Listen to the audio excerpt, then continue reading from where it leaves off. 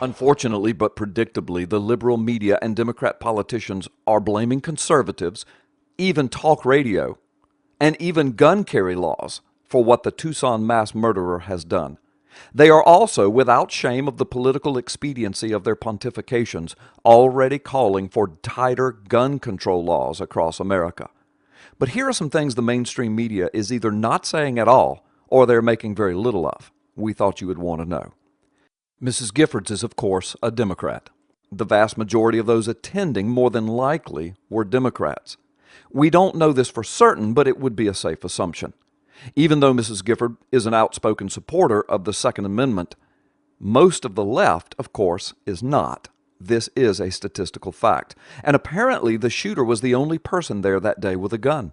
There have been no reports thus far of an audience member who was licensed to carry and attempted to take the shooter out. The shooter was tackled after a woman bravely interfered with the insertion of the second 30-round clip that Laughner was attempting to insert, and then several men tackled him. It took the police 10 minutes to show up. This is a good response time, but the entire atrocity was over in 30 seconds. While the left argues for tighter gun control, this incident shows once again that when law-abiding citizens are unarmed, the criminals have them at a deadly disadvantage. On Laughner's YouTube site, he lists among his favorite books the Communist Manifesto and Mein Kampf. His writings and videos seem to make it abundantly clear that he is a very angry leftist who hates America, who likes burning the flag, and is anti-religion. It seems the mainstream media, dominated by the progressive left, is in full cover-up mode about these facts. And even Sheriff Dupnick, the Pima County sheriff in charge of this investigation, he is a well-known progressive liberal. He's now using the national spotlight to several times and without shame to push his liberal agenda on the rest of America. One of his quotes, "No doubt in my mind that when a number of people night and day try to inflame the public, that there's going to be some consequences from doing that, and I think it's irresponsible to do that." Really, Sheriff? So, inflaming rhetoric from high and important people inflame the public to violence?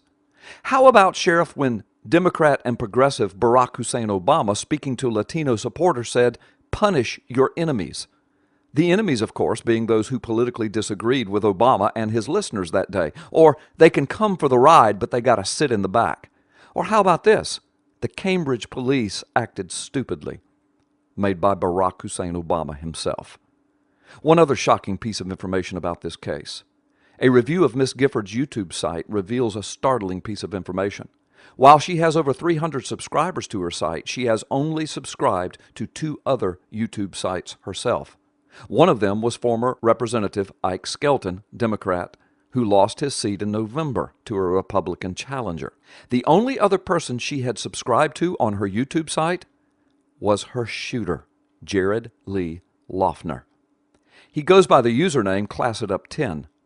His YouTube site clearly identifies himself as Jared Lee Laughner. Given YouTube rules for Giffords to subscribe to Laughner's YouTube channel, this would have required an affirmative action taken by Giffords herself or by someone with access to her YouTube username and password in order to establish the subscription link. Laughner's last 2 videos were posted to the channel on December 15, 2010, approximately 3 weeks before the shooting. While it is now known that Laughner himself worked for Giffords' election campaign in 2007, and that Giffords subscribed to Laughner's website since October 25, 2010, suggests that the two may have been in contact more recently. As this case unfolds, you certainly need to know these facts. But my belief, and I've been watching what's been going on in this country for the last 75 years, and I've been a police officer for over 50 years, there's no doubt in my mind that when a number of people night and day try to inflame the public, that there's going to be some consequences from doing that, and I think it's irresponsible to do that.